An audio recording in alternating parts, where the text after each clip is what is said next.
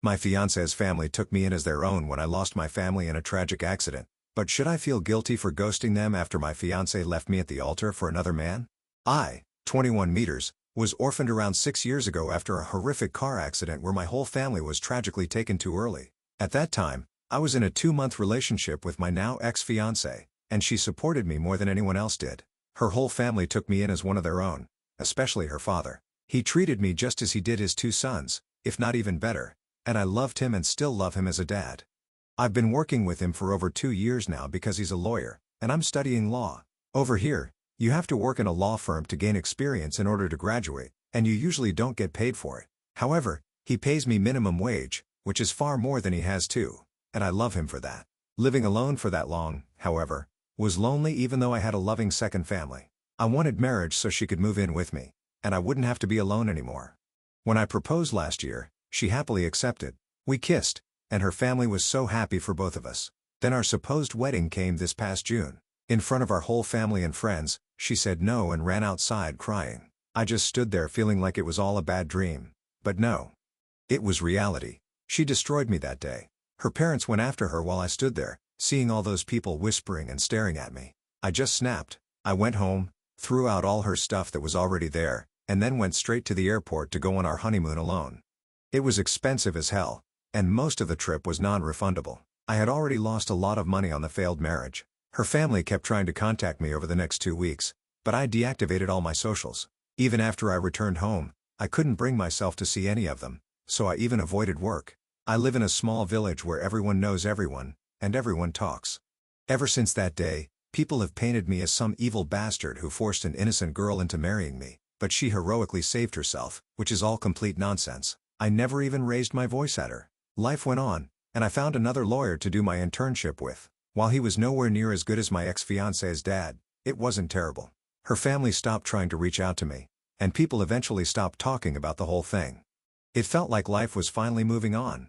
Then around 2 weeks ago, I was chilling at home alone at night, and her dad came over. Of course, I welcomed him in and offered him coffee, which he accepted.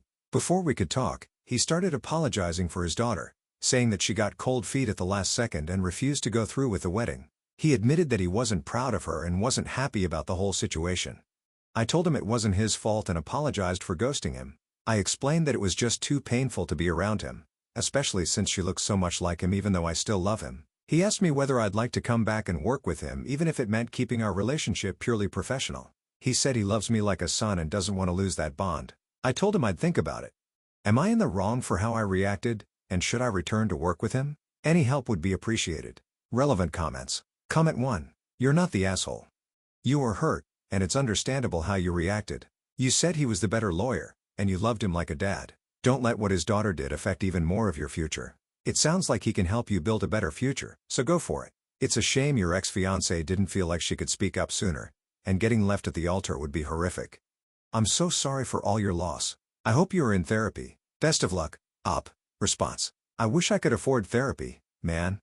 I need it badly. It's too expensive, and I put almost all my money into what was supposed to be our house, the wedding, and the honeymoon. Comment 2. Your reaction was definitely warranted, and you responded in a very sensible way. You took time for yourself, got space from the situation and the people who hurt you instead of reacting impulsively or doing something you'd regret.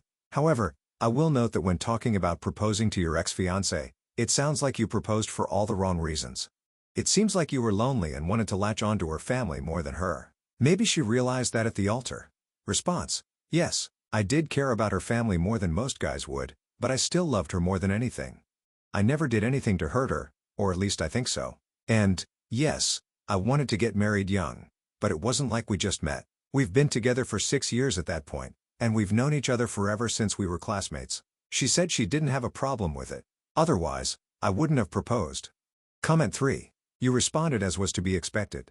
Honestly, since you said he is way better than the firm you're with now, go back and work on your life. Screw her. Don't let her ruin your life anymore by working at a mediocre firm just because the best one is her dad's. Just tell him you'll come back, but you have no interest in seeing or talking to her. If they can promise that, go and get the best opportunity. Response. Thank you. You're right, she took so much away from me. I won't let her take this too. Update 1. After reading all your comments, I decided to talk to him, and I did. We went out to a local coffee shop and talked. I told him I'd love to work with him again, but only under one condition, that he doesn't mention his daughter or what she's doing with her life, and that he doesn't invite me to events she'll be present at. He accepted.